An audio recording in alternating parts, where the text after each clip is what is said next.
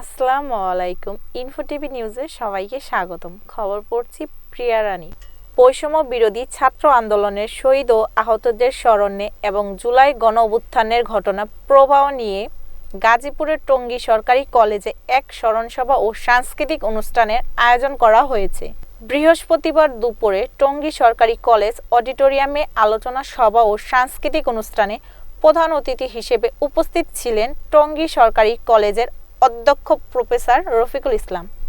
টঙ্গী সরকারি কলেজ থেকে বিস্তারিত জানাচ্ছে আমাদের স্টাফ রিপোর্টার শাহজালাল দেওয়ান। বৈষম্য বিরোধী ছাত্র আন্দোলন টঙ্গী সরকারি কলেজ শিক্ষার্থী শহীদ ফাহমিন জাফর, রেদওয়ান হোসেন ও শাকিল হোসেন এবং আহতদের স্মরণে এবং জুলাই গণ অভ্যুত্থানের ঘটনা প্রবাহ নিয়ে টঙ্গী সরকারি কলেজে এক স্মরণসভা ও সাংস্কৃতিক অনুষ্ঠান অনুষ্ঠিত হয়েছে।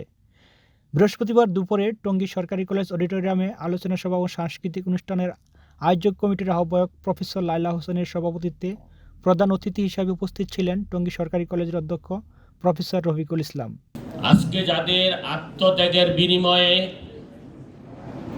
এই পরিবর্তিত পরিস্থিতি সৃষ্টি হয়েছে, পরিবর্তন হয়েছে, বলা হয় দ্বিতীয় স্বাধীনতা আমরা পেয়েছি। এই স্বাধীনতার সুফল যদি আমাদের বাস্তবায়ন করতে হয়, তাহলে বৈষম্যহীন সমাজ বিনির্মাণে আমাদের সবাইকে এগিয়ে আসতে হবে। এই কলেজেরই ছাত্র, আমার একমাত্র সন্তান, একমাত্র ছেলে শাকিল হোসেন। আমি ঘরে বসে থাকতে পারি না, আমি তাদের জন্য কিছু কথা বলতে হয়, তাদের জন্য, দেশের জন্য, অন্যায়ের বিরুদ্ধে আমি কথা বলতে হবে। আমার ছেলে কোথায় থেকে জেনেছে জানি না, ও এসএসসি পরীক্ষায় মানে আগের থেকেই, টেস্টের আগের থেকেই ওর ইচ্ছা যে ও টঙ্গী কলেজে পড়বে। আমি ওকে বলি যে বাবা রাজশাহীতেই তো শিক্ষার জন্য অনেক ভালো, তুমি কেন টঙ্গী কলেজে পড়বে? না আম্মু, আমি ওখানেই পড়বো, যেখানে অন্যায় সেখানেই দাঁড়াতো। আমি না করতাম। আমার সংসারের আমার দুইটা ছেলে বড় থাকলেও আমি ছোটো ছেলেটার সাথে সব কিছু শেয়ার করতাম, কিভাবে চলতে হবে, কিভাবে কি করতে হবে, কিভাবে চললে আমার সংসার আগাবে, সব কিছু ও বুঝতো। আমরা কিন্তু মাসের হিসাবে আগস্টে এসে সাফল্য লাভ করতে দেখেছি, কিন্তু আন্দোলনটি জুলাইয়ের, এবং বিশ্বের ইতিহাসে আমার জানা নাই যে মাস 30-31 পেরিয়েও চলতে থাকে। এর মানে হচ্ছে যারা নেতৃত্ব দিয়েছিলেন তারা কতটা দৃঢ়চেতা ছিলেন যে এটা যদি 136 দিন লাগে, 1036তম জুলাই লাগে, তবু আমরা অর্জন করে ছাড়ব। এটি পারে কেবল তরুণ সমাজ, আমাদের শিক্ষার্থীরা যা আমাদেরকে দেখিয়েছে।